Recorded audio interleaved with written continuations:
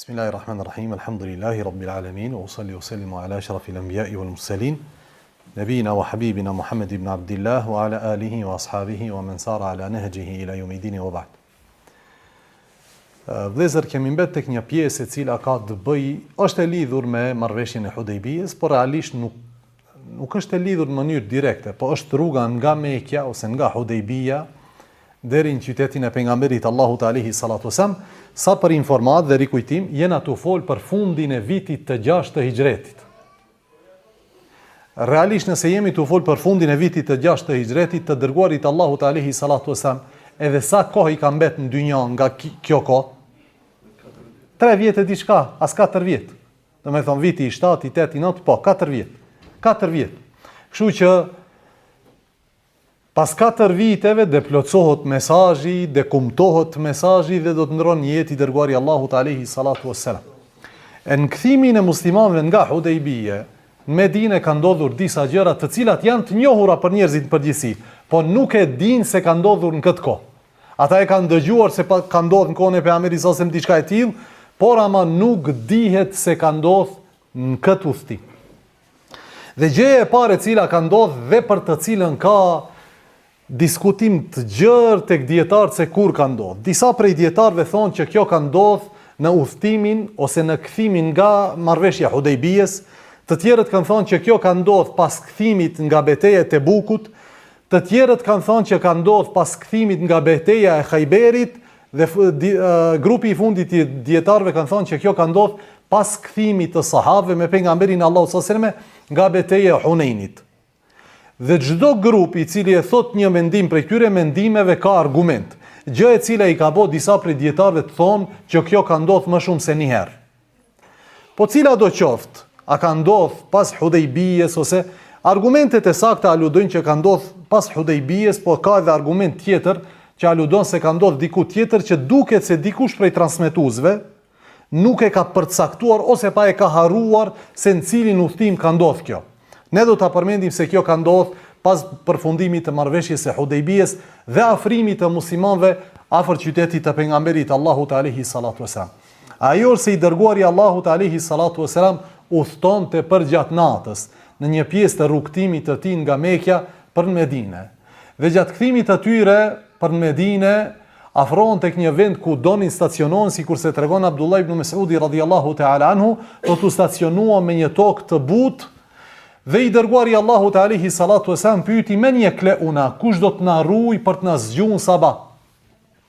E tha Bilali radhiyallahu ta'ala anhu, unë ja Rasulullah.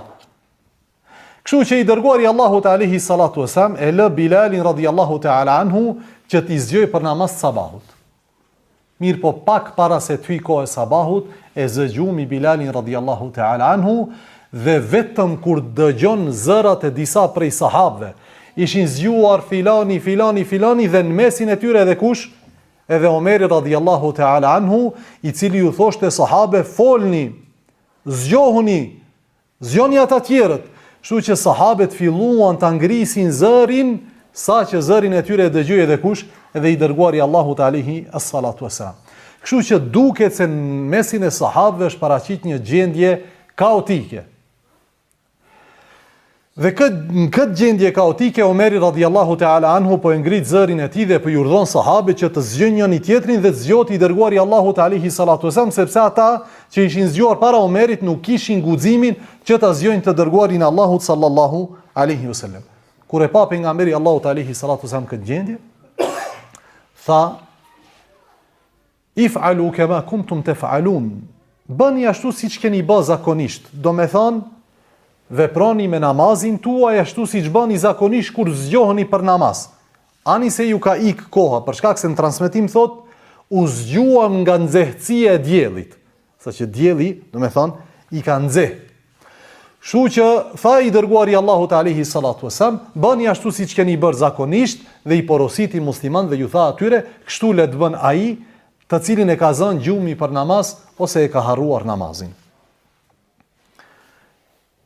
Nëse marrim në aspekt hadithit vëllezër dhe studiojmë ose analizojmë këtë rrëfim, analiza në përgjithësi do të fokusohet kur ka ndodhur kjo gjë.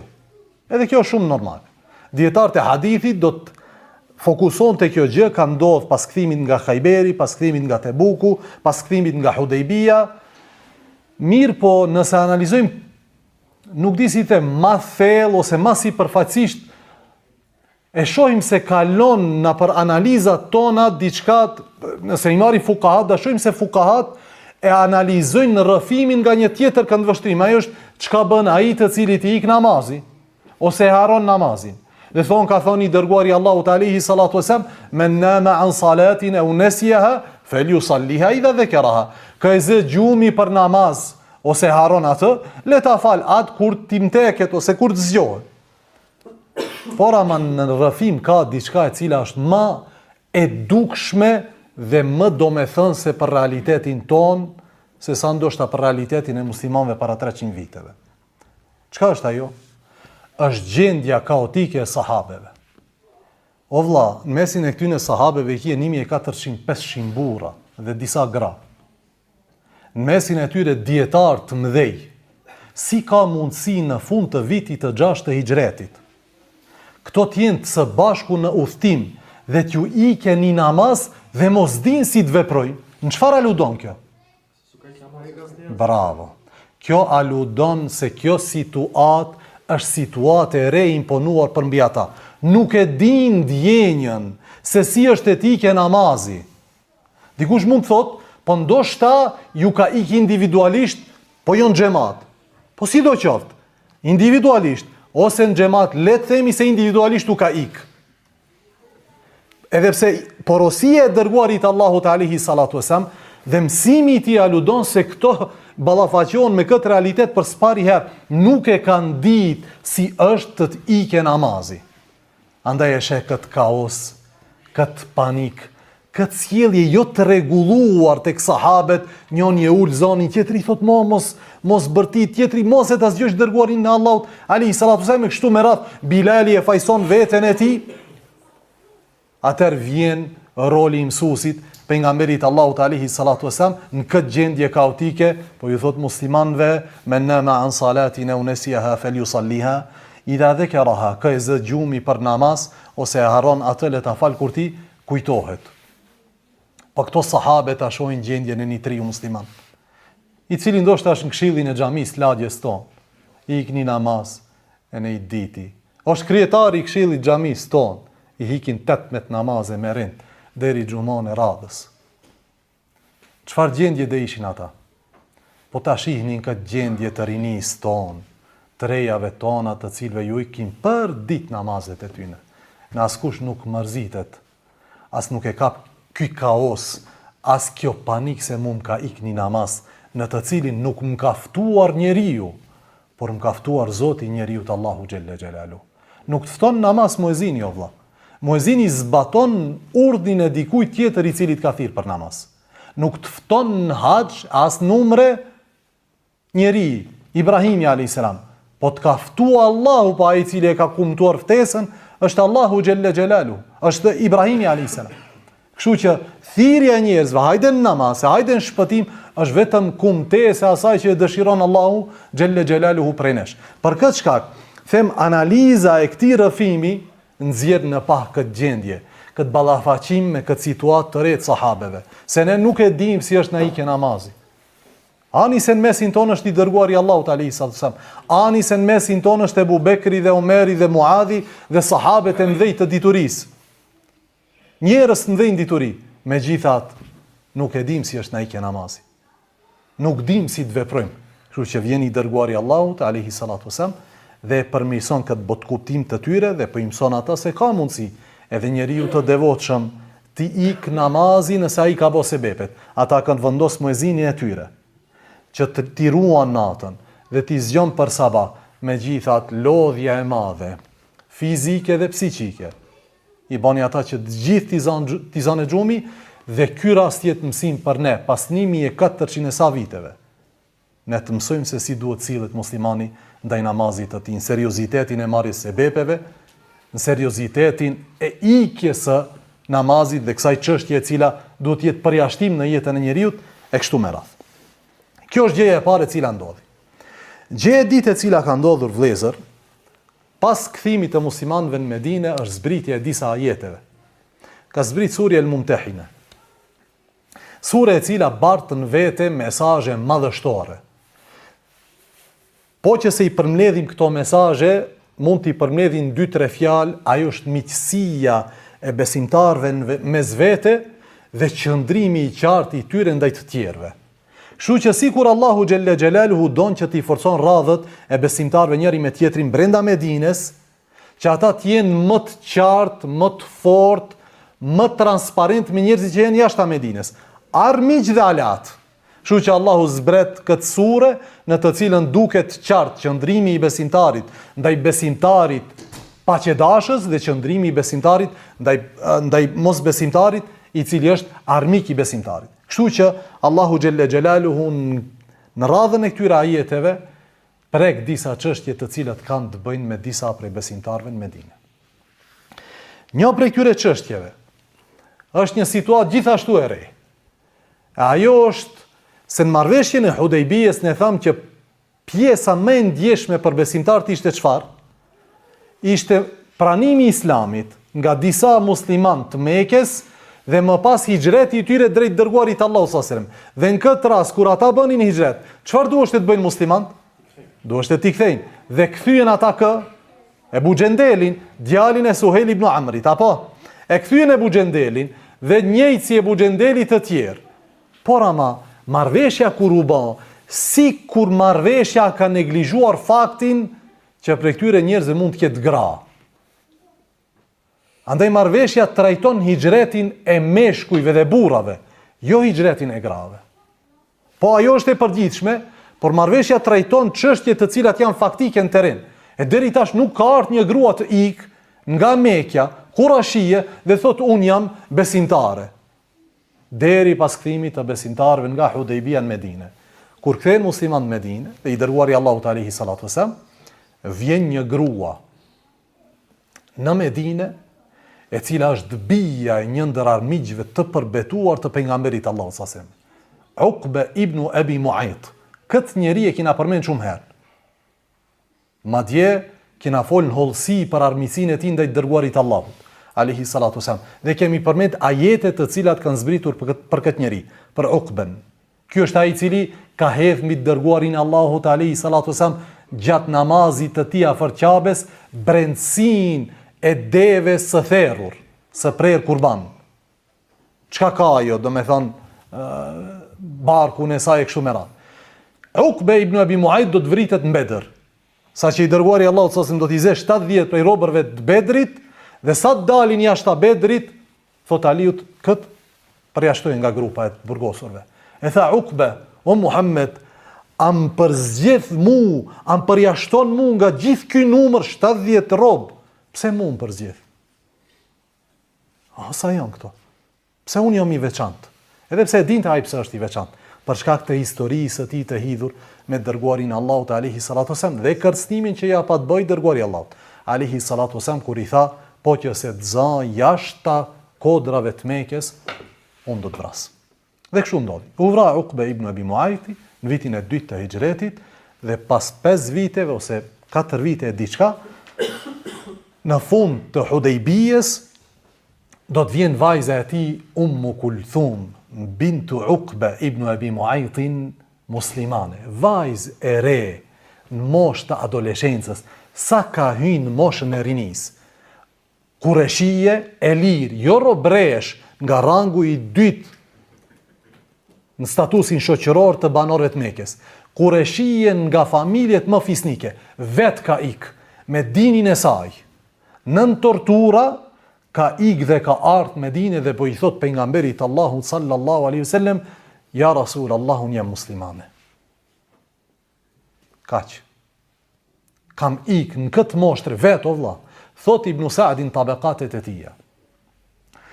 Ummu Kulthum bintu Uqbe ibn Abi Mu'aytin është gruaja e parë dhe ndër të rallat nga Kurejshët e cila vet ka bo hijret. Pa askant. 450 kilometre vajzëre, 5-16 vjetë. Vet e ka bo këtë hijret. Dhe ka shku të ki dërguari Allahu, alayhi salatu wasallam, dhe Allahu për të ka zbrit ajet. Dhe për motrat e saj, të cilat do të vinë më vonë, një nga një, për t'i thonë dërguarit Allahut, ne jemi besimtare. Allahu zbriti surën Mumtahina dhe zbriti ajetin i cili njihet si Bej'atun Nisa, dhënja e besës së grave.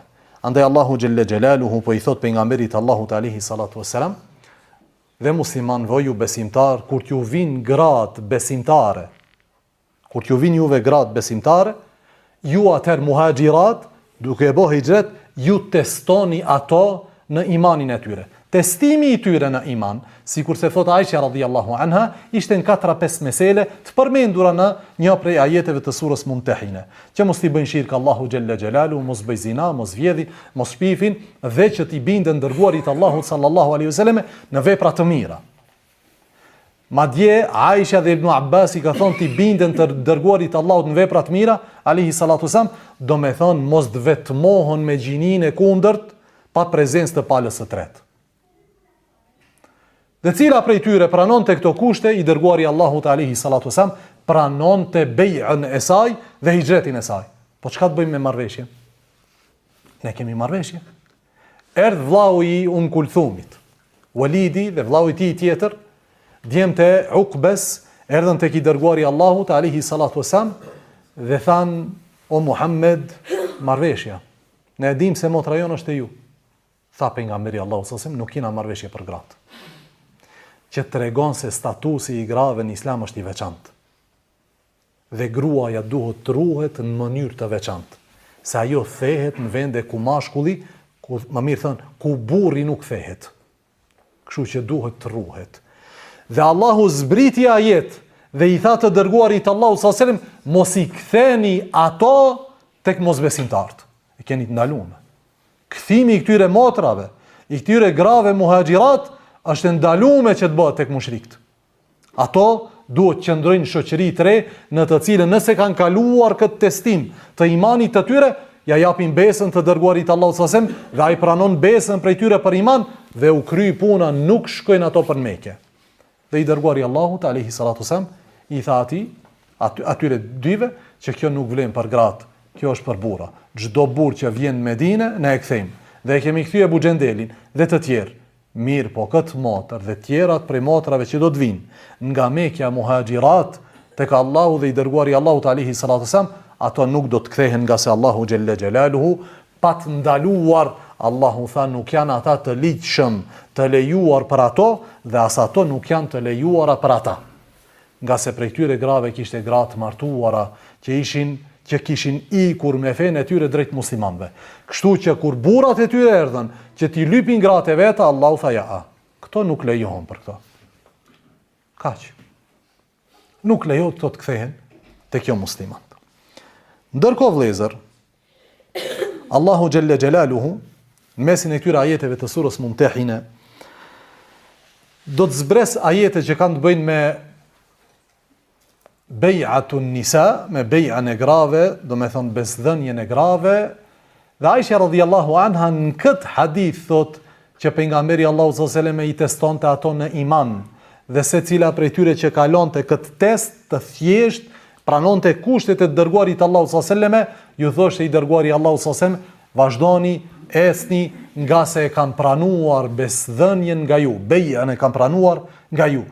Dhe thot Aisha radhiyallahu anha që dora e pejgamberit Allahu sallallahu alaihi wasallam nuk preki dorë të ndonjë gruas asnjëherë, as në kësire thana.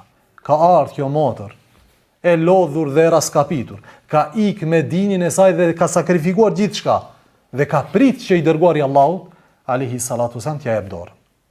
Ka prit. Është protokoll me cilin arabët e asaj kohe kanë punuar. Megjithatë, tha Aisha, i dërguari Allahut alayhi sallam nuk ja ka dhënë asnjë femër së huaj dorën asnjëherë. Nuk ka përshëndet për dorë asnjëherë. Në mesin e këtyre ajeteve, thamë që kishte ajete të cilat prekin jetën shoqërore ose familjare të disa prej sahabeve. Allahu xhelle xhelaluhu në një prej këtyre ajeteve ju thot sahabeve wala tumsiku bi isamil kawafir. Që nëse e përkthejmë në gjuhën tonë dhe mos e mbani kurorën ose kontratën me gratë qafire. Për ta kuptuar pak më mirë. Deri në këtë kohë, disa prej sahabëve kishin gra më shumë se një grua. Dhe disa prej tyre grave nuk ishin besimtare. E keni ditë këtë gjë? Gra që kanë bërë hijret nga Mekja në Medine, nuk kanë qenë besimtare. Ka qenë në shirkun e saj. Dhe kanë jetu me muslimant. Dhe Allahu me këta jetë, po u andalon sahabeve që të kenë gra mos besimtare. Edhe pse kjo është përmend në surën Al-Baqara, ku Allahu Gjelle Gjelaluhu, më duket se është në Baqara, ku Allahu Gjelle Gjelaluhu ka thonë, wala tunkihul mushrikat, dhe mos i martoni mushriket, do me thonë gratë të cilat janë idhujtare. Dhe nga idhujtaria e përgjithshme janë përjashtuar vetëm dy grupe. Ato janë iftarët e librit, hebrejt dhe të krishterët, për të cilët Allahu zbriti ajet në veçanti dhe përjashtoi këtë rregull, martesën me grua hebreje dhe të krishtere nga ndalesa e martesës së muslimanit me një mushrike. Mirë po në këtë ajet, në surën Mumtahina, Allahu thot u kry puna. Deri sot ju i keni pat gratë, kush i ka pat? Dhe ju duhet i shkurërzani. Dhe ne kur folim për sahabet, duhet ta dim një gjë, vëlla. Zbritja e Kur'anit për sahabet nuk është tekst gazete që lexohet, nuk janë lajme të cilat si duam i interpretojmë ne, është tekst hyjnor që zbret, që shpesh prekën jetën time personale. Dhe kjo është një ndër dallimet mes nesh dhe sahabeve. Leximi i tekstit tek ata vëlla nuk ka qenë lexim teorik. Ku ne marrim bereqetin e Elif Lam Mim 30 sevape, i shtim xhep dhe selamu aleikum. Ja. Leximi i ajeteve tek ata ka prek jetën e tyre. Leximi i ajeteve tek ata i ka bë ata pak më ndryshe se para se zbret ky ajet. Kur zbriti ky ajet dhe Allahu ju tha sahabeve, dhe mos i mbani kurrorat e grave mushrike, e dini kush kurrorzoi gra? Omeri 2 gra i shkurrorzoi. 2 gra i ka shkurrorzoi. Njënën e ka martu Muawiya ibn Abi Sufjan në Mekë dhe tjetrën e ka martu Safwan ibn Umayya. 2 gra, tak, Allahu ka zbrit ajet, ka thonë këto gra më nuk janë për mua. E pranon Islamin. Ja, rrugën bardhë, në Mekë, te familjet tua. Kaq. Talha ibn Ubejdillah thot kur ka zbrit ajeti, kam shkurorzuar filanen, Arwa, e cila është mbesa e dërguarit Allahut alayhi sallam. E ka shkurorzu se s'ka qenë besimtar. Dhe gjurmët e zbritjes së ajeteve janë pa në jetën e sahabëve. Deri dje ky ka pat 3 gra, sot s'ka asnjë. Deri dje Omeri ka pat 2-3 gra, sot vetëm një ka. Talha ibn Ubejdillah pat 1 grua, sot asnjë se ka. Sa ajo nuk e ka pranu dinin. E këndej Allahu ja ka ndalu që të vazhdon të jetojnë jetën me atë. Dhe ata i shkurorzuan gratë e tyre. Kjo është gjëja e tretë e cila ndodhi në këtë periudhë. Gjëja e katërt dhe e fundit vëllezër.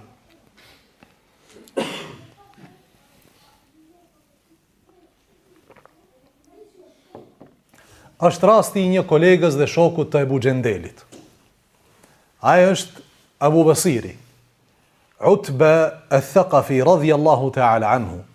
Abu Basiri ishte në pozitën e Ebu Gjendelit. Ai është se ai me prejardhje është nga fisi Benu Thaqif, mirë po kishte aleancë në një prej familjet më të forta në Mekë dhe jetonte në Mekë ai dhe familja e tij. Njerëz me prejardhje fisnike.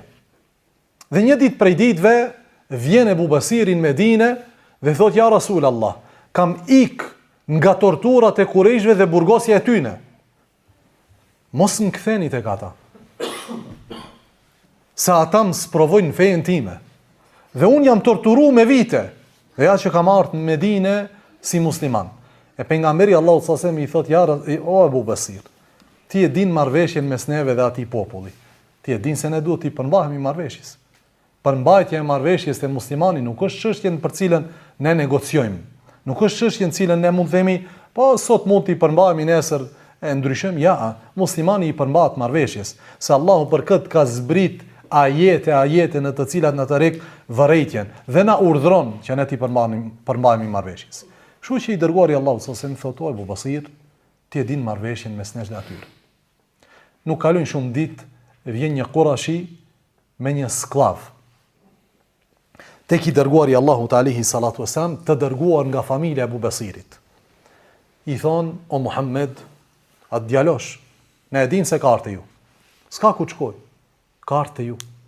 Kthenja. Kështu që pejgamberi Allahu sallallahu alaihi wasallam e Abu Basirin dhe e dorëzon tek ata. Duke u kthy për në Mekë, ndalën tek një vend që sot quhet Dhul Hulejfe, dhe në atë kohë quhet Dhul Hulejfe, është mikati i banorëve të Mekë, Medinës për në haxh ose për umre. Dhul Hulejfe ishin dalë ta dy persona bashkë me Abu Basirin, i cili ishte i burgosiri i tyre, që të hanë ushqim. Në moment e Abu Basiri shikon shpatën e atij zotriut, i cili është prej Qurayshive, e i thot, çfarë shpatë e bukur paske. Thot, vallaj, po e bukur është dhe shumë e mirë. E kam provu. E i thot Abu Basiri, apo ma jep ta provoj? Apo ma jep ta shoh? A i thot, po. Edhe ai e provon të pronari i shpatës dhe e vret. Çe kaq? Thot, derisa ra pronari i shpatës, pa ndjenja. Sklavi, kur e ka pas se çka ka bo Abu Basiri, ka ik. Ku ka ik? Medine. Te kush? Tek i dërguari Allahut alayhi salatu wasalam. Se çdo kush edhe mos besimtari e dinte që pika e parë e sigurisë dhe drejtësisë është xhamia e pejgamberit Allahut alayhi salatu wasalam. Kur hyn në atë xhami nuk ka korrupsion, kjo është i joni, ai është i aty në tjerëve. Kur hyn në atë xhami e din se ka drejtësi dhe zbatim të drejtësisë në moment. Kështu që hyn ky njeri në xhami dhe thot, dëgjoheshin zërat e guralecave në xhami nga zvaritja e këmbëve të tij aq i shlodh, sepse mes Dhul Hulejfes dhe Medinës ka pak kilometra, ka 15 kilometra.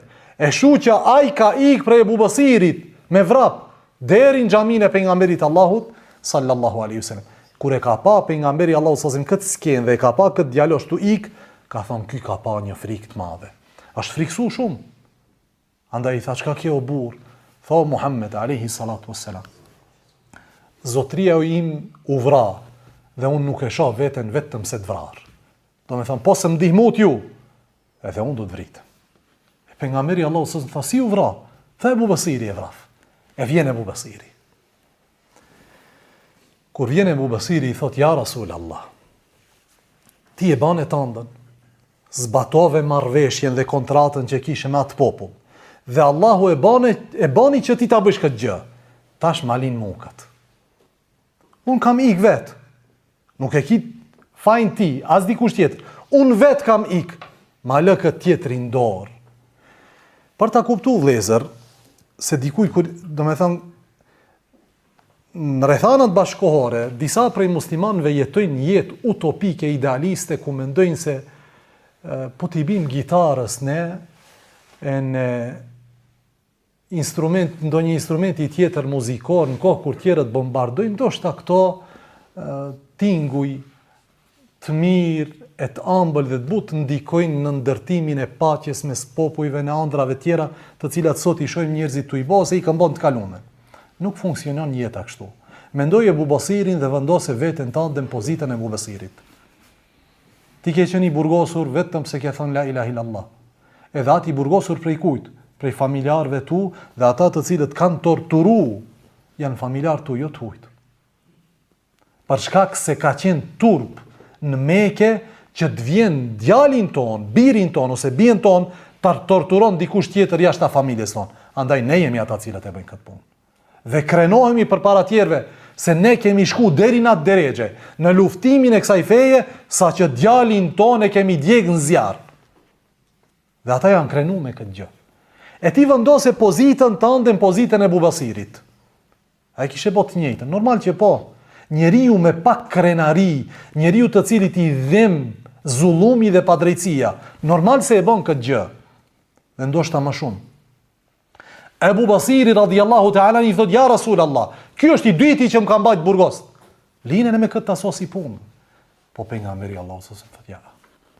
Madje thot, wejle ummi, mjerë për nanën e Abu Basirit. Kjo është si nanë, në me dhe mjerë për ty. Mis'ara harbin, është tu e këndel luftën, shka tu bo ki? A tu bo luft mes nesh dhe popullit, Ebu Basiri e kupton mesazhin e pejgamberit Allahut sallallahu alaihi wasallam. Kur thot apo e këndell luftën, apo e ndes zjarrin e luftës mes nesh dhe atyne, po të kish pas dikush që ndihmon, do me thonë ti bon lufta ma veti je. Në këtë rast, kur e thot i dërguari Allahu, po ta kishte dikë që e ndihmon, e kupton Ebu Basiri se nuk është i dërguari Allahu, alayhi salatu wasallam, me idenë e tij. Andaj, merr shpatën dhe ik jashtë Medinës. Djaloshi i cili ikte prej Ebu Basirit mbeti gjallë. Ebu Basiri iki drejt perëndimit, ajo është në drejtim të Bregdetit. Nuk kalojnë shumë ditë, afrohet afër Medinës vllau i tij nga feja, i cili ka ik nga burgosja dhe tortura, Ebu Gjendeli. Dhe dikush i thot Ebu Gjendeli që Ebu Basiri nuk është në Medinë. Ai është tash një entitet në vete. Nuk është nën kontrollën e dërguarit Allahut alayhi salatu wasallam. Kështu që Kurejshët nuk mund ta marrin përgjegjësi pejgamberin Allahut alayhi salatu wasallam, pse nuk e kthen atë te ne. Sa ai nuk është te ne. Ka dalë nga sistemi jon. Është jashtë sistemit ton. Kështu që Ebu Gjendeli kur dëgjon që Ebu Basiri është në perëndim, nisët drejt tij dhe e gjen Ebu Basirin dhe bëhen dy veta. Kur dëgjojnë muslimanët e Mekës se pas ka një destinacion të ri ku ne mund të shkojmë dhe t'ju bashkangjitemi atyne, fillojnë një nga një dhe i bashkangjiten Ebu Gjendeli dhe Ebu Basirit dhe bëhen 60 ose 70 burra. Edhe ky 60-70 burra në atë kohë ka qenë një çetë e vogël ushtarake. Dhe ashtu kanë vepruar. Çdo karavan tregtar i Kurejshëve që ka kaluar afër territorit ku ata ishin, ata e sulmonin, e plaçkitnin dhe shpesh zinin në rrob nga Kurejshët. Me që këmbenin të mira mes tyre dhe Kurejshëve kur dorëzonin robrit. Kështu që fuqia e Ebu Basirit i bani Kurejshët që të rishikojnë kushtet të cilat ata ja kishin imponuar pejgamberit Allahut sallallahu alaihi wasallam. Ka transmetuar Ahmedi në Musnedin e tij që Kurejshët dërguan një delegacion tek i dërguari Allahut alaihi salatu wasallam dhe po i thon pejgamberit Allahut alaihi salatu wasallam: "O Muhammed, kjo marrëveshje nuk është në dobin ton, është në dëmin ton. Ne plaçkitemi, ne luftohemi dhe ne lëvizjen përreth Medinës e kemi të kufizuar." Ndërsa i dërguari Allahu sallallahu alaihi wasallam në atë periudhë kishte lëvizje të lirë, ku donte të shkonte. Se Abu Basiri është musliman, nuk të ngucën. Kurejshët janë marrëveshje, nuk aleatët e Kurejshëve janë marrëveshje, nuk ngucin. Po Kurejshët nuk mund të lëvizin. Për shkak se ka një 60 burra të cilët sulmojnë në vende ku ata nuk e paramendonin. Kështu që i thonë Muhammed, thiri ata, let ju bashkangjiten juve dhe këtë pikë nga pikat e marrëveshjes e anulojnë. Kushdo prej muslimanëve që don t'i bashkangjitet shtetit muslimanëve në Medinë, është i mirëseardhur. Dhe kështu ndodh. I dërguari Allahut sallallahu alaihi wasallam i shkruan një letër Ebu Basirit dhe Ebu Gjendelit dhe i urdhron në formë urdhrore që ju dy bashkë me vëllezërit tuaj që jeni në filan vendi, për shkak se emërohet edhe vendi El Ais, qoftë një vend, do të niseni drejt Medinës dhe do t'ju bashkangjiteni muslimanëve brenda Medinës. Por ama kur vjen letra tek Ebu Basiri radiallahu ta'ala anhu ishte i rënduar nga një plagë.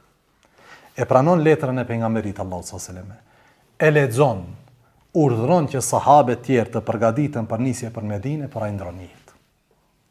Vdes Ebu Basiri radiallahu ta'ala anhu dhe e varrosin në atë vend në të cilën pa të pranuar letrën e dërguarit Allahut sallallahu alaihi wasallam. Kështu që udhëhecinë e grupit e merr Abu Gjendeli dhe nisen drejt Medinës. Hyrja e Abu Gjendelit në Medinë është mishrim i porosisë dhe këshillës së pejgamberit Allahut sallallahu alaihi wasallam kur i tha Abu Gjendelit kur ishte në pranga në Hudejbije, isbir wahtesib, ban sabër dhe llogarit shpërblim tek Allahu, se Allahu do të bëj ty dhe vëllezërve tu ose muslimanëve tjerë të dobët rrugdalje nga kjo situatë. Dhe Abu Gjendeli ka bë sabër dhe ka shpresuar shpërblim. Megjithatë, unë duhet të ndalem pak te kjo gjë. Sabri e Abu Gjendelit nuk ka qenë gjumë në pranga. Këtë musliman duhet të instalojnë në kokat e tyre. sabri nuk është të heshtim për para zullumit. Sabri nuk është të heshtim për para të keqes. Haj se ne bëjmë sabër, andaj heshtim. Heshtja nuk është sabër i mirë në çdo rast. Përkundrazi ndonjëherë ne frikat tona i mbulojmë me urtësinë e sabrit. Ai se prej urtësisë është ashtë të heshtim. Ebu Xhendeli vlla nuk ka bë sabër duke qëndru në pranga në Mekë. Ebu Xhendeli ka bë çmos që të lirohet prej prangave, të shkon në Medinë, edhe një herë t'i thehet zemra dhe t'i thuhet që ti s'ke, do me thonë hyrje të lirë në Medinë, do t'i bashkangjitesh një vëllau tant. Ai është Ebu Basiri, vetëm një ishte. Tha t'i bashkangjite me Ebu Basirit, po nuk thehen pranga. Kjo është krenari e muslimanit. Muslimani nuk mendon të qëndron i lidhet në pranga. Kur e thon pranga vëllezër, mos mendojmë se janë pranga të hekurit. Dhe njëherë prangat për rreth nesh nuk janë pjekri, janë imagjinare. Ne i paramendoj se janë për para nesh, po s'ka pranga realisht. Nuk ka pranga. Ne paramendojmë se ajo pranga është aty, po në realitet nuk është aty. Është perceptim imagjinar i gabuar joni. Ku dikush do të na çelë syt dhe të na thotë nuk ka pranga përpara teje, o vlla nisu. O vlla jepi, mbështet ju Allahut. Andaj thënia e dërguarit Allahut alayhi salatu wassalam, isbir wahtesib, ban sabër dhe shpreso, llogarit shpërblimin tënd tek Allahu nuk është urdhër për të ndejt heshtur, nuk është urdhër për të ndejt në pranga, përkundrazi, është urdhër i thyrjes së prangave. Çfarë do qofshin ato? Pihekri, intelektuale, imagjinare, çfarë do qofshin ato? Muslimani duhet mundohet i thej prangat. Nuk mund muslimani të jeton në pranga. Edhe nëse është në pranga, ai natë e ditë mendon si dale prej tyne. Për këtë shkak, sot mos u çudit nga një i liruar, i burgosur palestines, i cili del mbas 40 vjetëve në burg dhe del me vullnet për t'jetu, nga se ky njeri nuk e mat me vjet. Ky njeri ban sabër dhe shpreson shpërblim tek Allah. Unë si do ta kaloj jetën, a ta kaloj në pranga, a ta kaloj jashta, unë shpresoj shpërblim tek Allah. Ama, brenda periudhës që unë jam pranga, natë e ditë mendoj se si të liron nga këto prangat. Natë e ditë.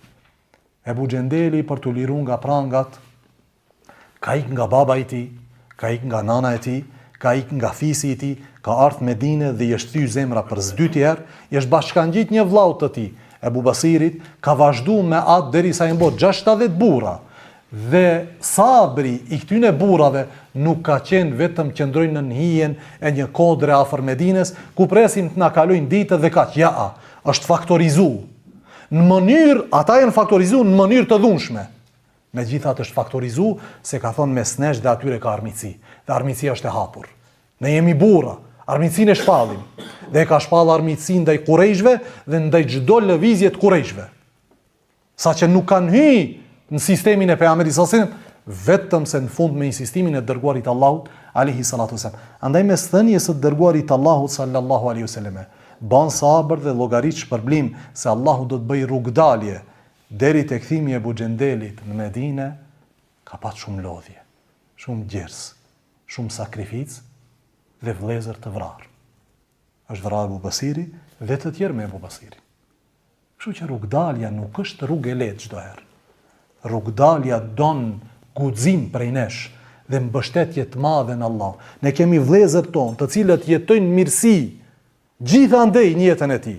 Ka rrogë të mirë, ka bashortë të mirë, ka fëmijë, ka vetur të mirë, ka gjithçka, pa ai s'është mirë. Ne i themi o vlla, ka nevojë që ti dalesh nga kjo gjendje, nga këto pranga imagjinare të cilat janë përreth teje. Dil, mbështetju Allahut. Po çka i bën periudhës cilën ke jetuar në këtë gjendje? Ihtesib, llogarit shpërblim tek Allahu xhelle xhelalu.